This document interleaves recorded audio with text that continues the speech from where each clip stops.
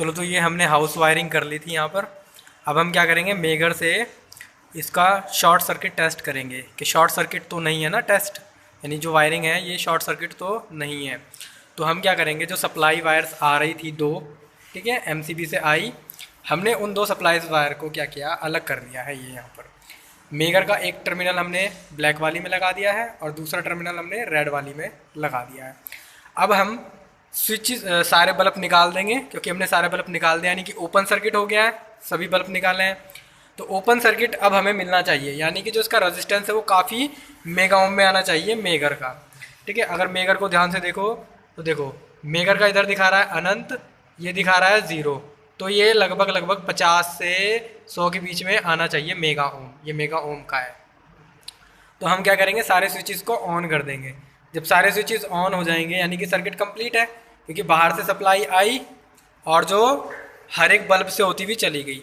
तो अब हम मेगर का बटन दबाते हैं तो हमें दिखेगी रीडिंग कि कितनी रीडिंग आ रही है मेगर में। दबाओ,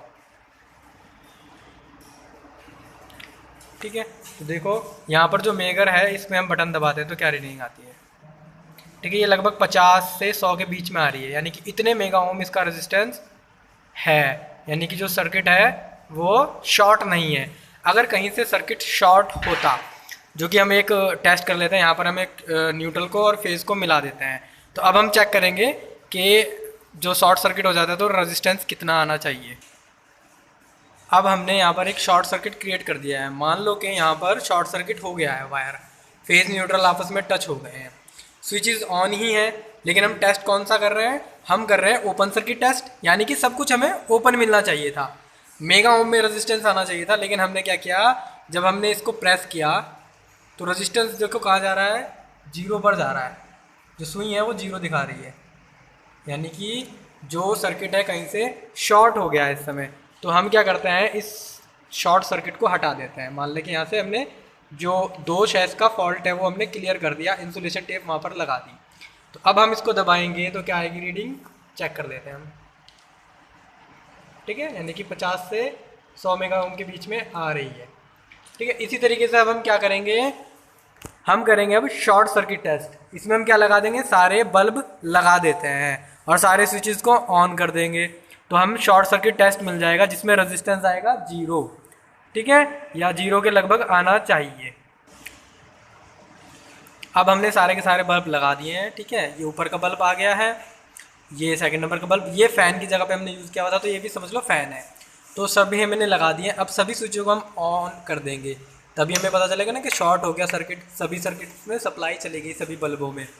तो अब क्या होगा, अब हम जब मेगर का बटन दबाएंगे तो जो रेजिस्टेंस आना चाहिए वो लगभग 0 के आसपास आना चाहिए। तो अगर अब हम मेगर का बटन दबाते हैं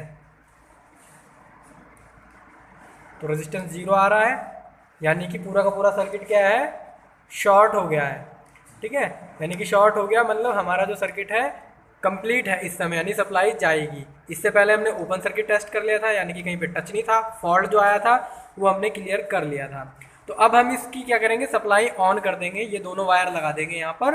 अब सप्लाई ऑन कर देंगे और चेक कर लेंगे कि हाँ भाई जो लाइट है वो जल रही है या नहीं, ठीक है। तो अब हमने चेक कर लिए थे ओपन सर्किट और शॉर्ट सर्किट। अब हम सप्लाई ऑन करते हैं, एमसीबी को उठाते हैं। अब एमसीबी उठा दें, ठीक है, सप्लाई आ गई है स्विच बोर्डों में। अब स्विच बोर्ड का पहला बटन दबाएंगे हम तो बल्ब जलेगा, ठीक है। अब इसको हम बंद कर देते हैं। अब हम दूसरा बल्ब जलाएंगे, ठीक है, तो दूसरा बल्ब भी जल जाता है। अब इसको भी हम बंद कर देंगे। अब हम तीसरा जलाते हैं बल्ब। अब ये क्या है, फ़ैन है, तो इसका हमें रेगुलेटर से कंट्रोल है, तो रेगुलेटर को अभी हमें घुमाना होगा।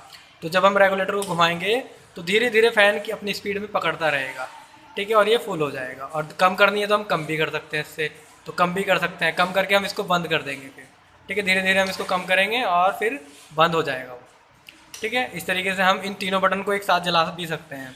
जलाओ तीनों बटन को एक साथ, ठीक है। तो इस तरीके से जो है हमारी हाउस वायरिंग कंप्लीट हो गई है।